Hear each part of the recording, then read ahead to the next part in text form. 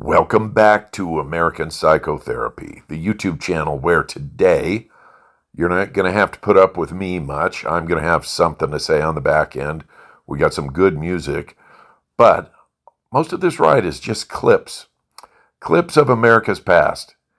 Either it's going to be a history lesson for some of you, depending on your age, or if you're as old as me, it's going to be a trip down memory lane. Let's get going, and you'll see what I mean. And I want to say this to the television audience. I made my mistakes, but in all of my years of public life, I have never profited from public service. I've earned every cent. And in all of my years of public life, I have never obstructed justice. And I think, too, that I can say that in my years of public life, that I welcome this kind of examination, because people have got to know whether or not their president's a crook. Well, I'm not a crook. I've earned everything I've got. This man is no longer Attorney General of the United States. This man is no longer Deputy Attorney General of the United States. And this man, the special prosecutor in the Watergate affair, this man has been fired under orders issued by the President of the United States. From CBS News in Washington, this is a special report. Here is CBS White House correspondent Dan Rather. Good evening. In breathtaking succession tonight, the following historic events occurred. The President of the United States demanded that the Attorney General fire Special Prosecutor Archibald Cox, who was supervising the bringing to justice of all persons involved in the Watergate case and related crimes. The Attorney General, Elliot Richardson, refused and resigned. The President then ordered the Assistant Attorney General, the Deputy to Elliot Richardson, William Ruckelshaus, to fire the Special Prosecutor. Ruckelshaus refused. The President immediately fired Ruckelshaus. Solicitor General Robert Bork quickly was named Acting Attorney General.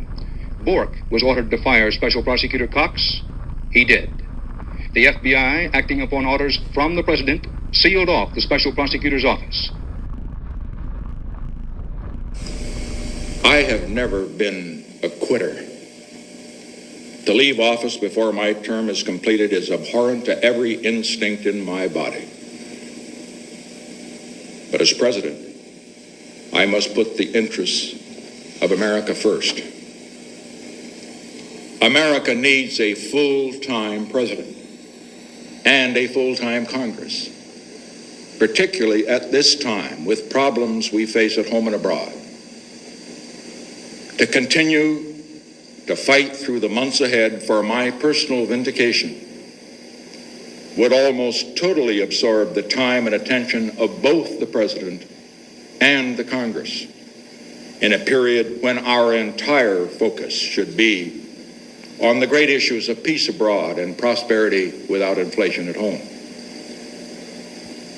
Therefore, I shall resign the presidency effective at noon tomorrow. Vice President Ford will be sworn in as president at that hour in this office. Former White House Chief of Staff H.R. Haldeman found guilty today on 5 counts in the Watergate cover-up trial. Former White House Domestic Affairs Advisor John Ehrlichman, 4 counts, guilty. John Mitchell, former Attorney General and head of the Nixon Re-Election Committee, 5 counts, guilty. Robert Mardian, former political coordinator for the Re-Election Committee, 1 count, guilty. Kenneth Parkinson, lawyer for the Re-Election Committee, 2 counts, the only defendant found not guilty. This is a special report from CBS News in Washington. Let me call on the real spokesman for the family, Betty.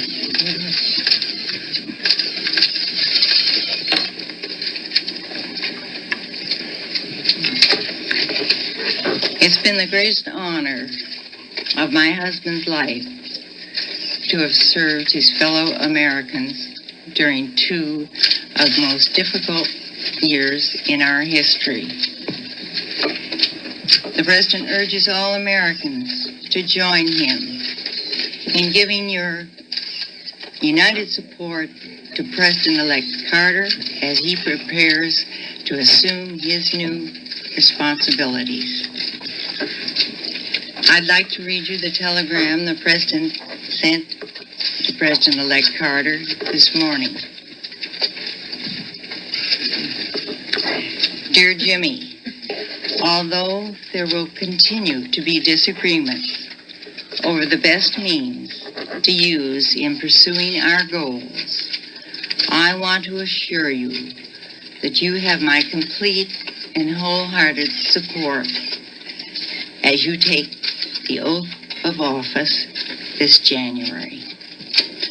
I also pledge to you that I and all members of my administration will do all that we can to assure that you begin your term as smoothly and as effectively as possible. May God bless you and your family as you undertake your new responsibilities. Signed, Jerry Ford.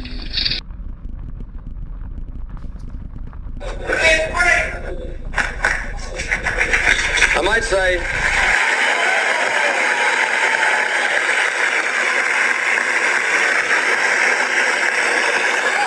I have a deep appreciation of the system, however, that lets people make the free choice about who will lead them for the next 4 years. About an hour ago, I called Governor Reagan in California, and I told him that I congratulated him for a fine victory. I look forward to working closely with him during the next few weeks. We'll have a very fine transition period. I told him I wanted the best one in history. And I then sent him this telegram, and I'll read it to you. It's now apparent that the American people have chosen you as the next president. I congratulate you and pledge to you our fullest support and cooperation in bringing about an orderly transition of government in the weeks ahead. My best wishes are with you and your family as you undertake the responsibilities that lie before you, and I signed it, Jimmy Carter. Thank you very much. Hey, listen, you guys. Hey. Thank you very much. Look. Thank you so much. Well, here's the way I see it. Here's the way we see it, and the country should see it, that the people have spoken, and we respect the majesty of the democratic system. I just called Governor Clinton over in Little Rock and offered my congratulations. He did run a strong campaign. I wish him well in the White House, and I want the country to know that our entire administration will work closely with his team to ensure the smooth transition of power. There is important work to be done, and America must always come first. So we will get behind this new president and wish him well. This is a fraud on the American public. This is an embarrassment to our country. We were getting ready to win this election. Frankly, we did win this election.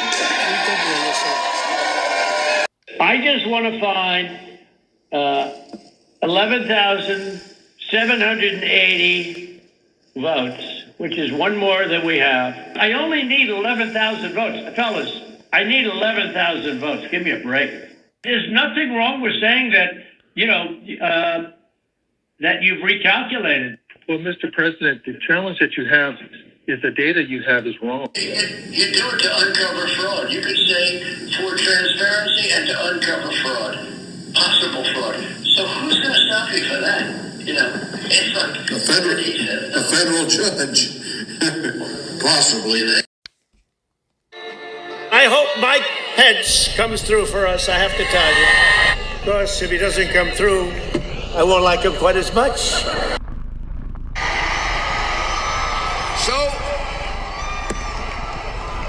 let's have trial by combat. We'll never give up. We will never concede. It doesn't happen. You don't concede when there's theft involved. And after this, we're going to walk down, and I'll be there with you. We're going to walk down to the Capitol. Because you'll never take back our country with weakness. You have to show strength, and you have to be strong. It does look like we're going to have an ad hoc march stepping off here. There's a crowd surge heading east. Mike Pence, I hope you're going to stand up for the good of our Constitution and for the good of our country. And if you're not, I'm going to be very disappointed in you. I will tell you right now.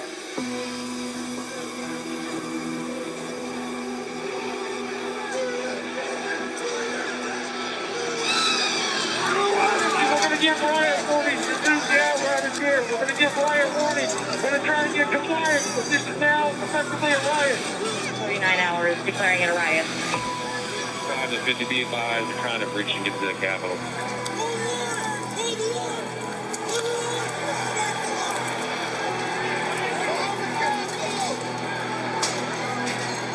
We have a breach of the Capitol. Breach of the Capitol to the upper level. Mike Pence didn't have the courage to do what should have been done to protect our country and our Constitution.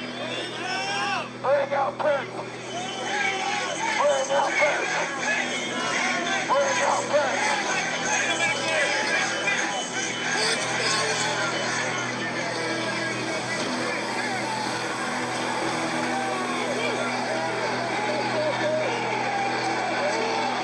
We can't hold this. We're going to get too many people. Look at this vantage point, man. We're trying to hold the upper deck. We're trying to hold the upper deck down. We need an area for the House members. They're all walking over now to the tunnel. We need to move now. If we lose any more time, we may lose the ability to leave. So if we're going to leave, we need to do it now. We lost the line. We lost the line.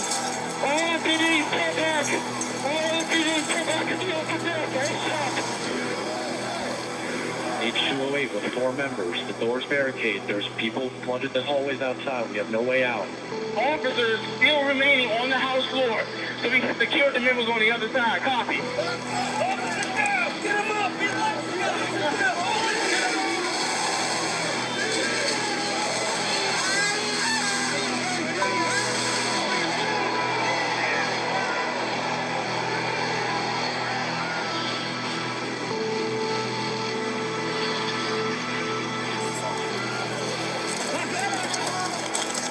And if I win, I will be looking very, very strongly about pardons.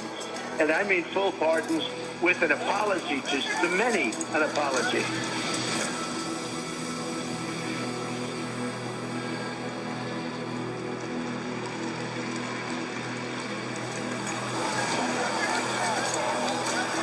They were peaceful people. These were great people. The crowd was unbelievable. And I mentioned the word love, the love in the air. I've never seen anything like it.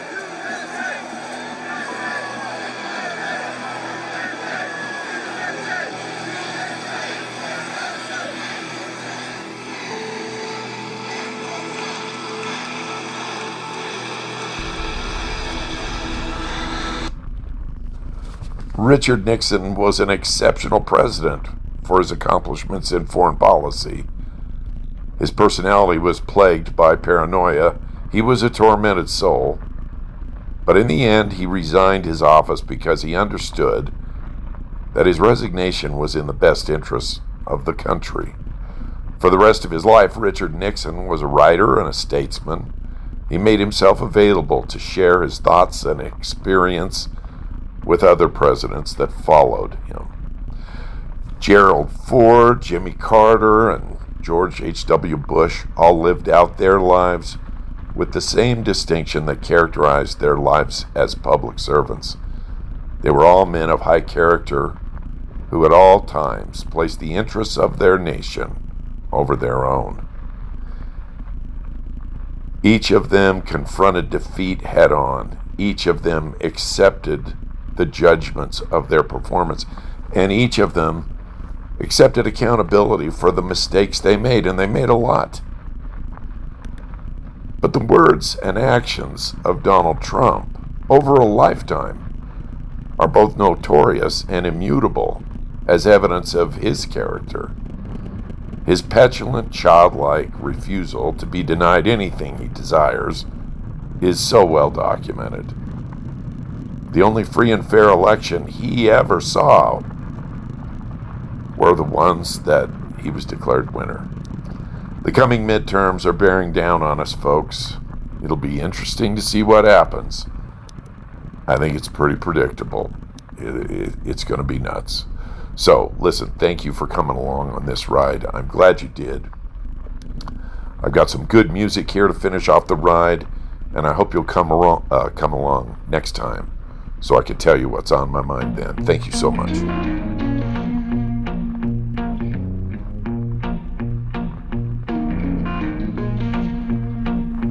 Porch light flicker on the siding, moths dancing like they know the tune. Porch light flicker on the siding, moths dancing like they know the tune. Every breath feels borrowed, but tonight the world's in tune.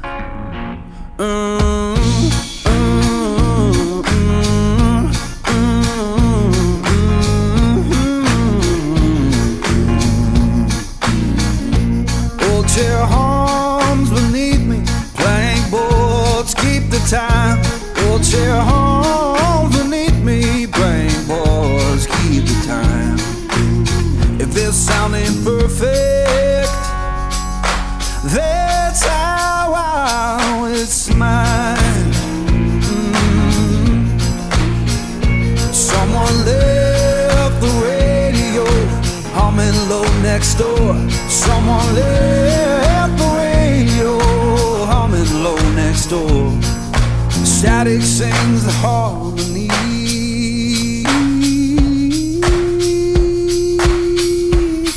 I couldn't ask for more.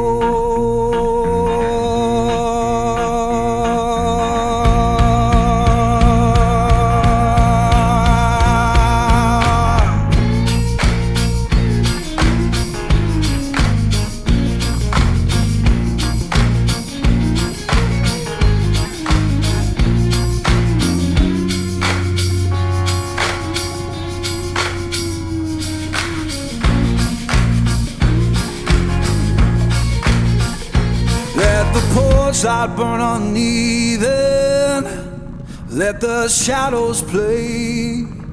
Yeah, the porch light burn uneven, keep the night from drifting away.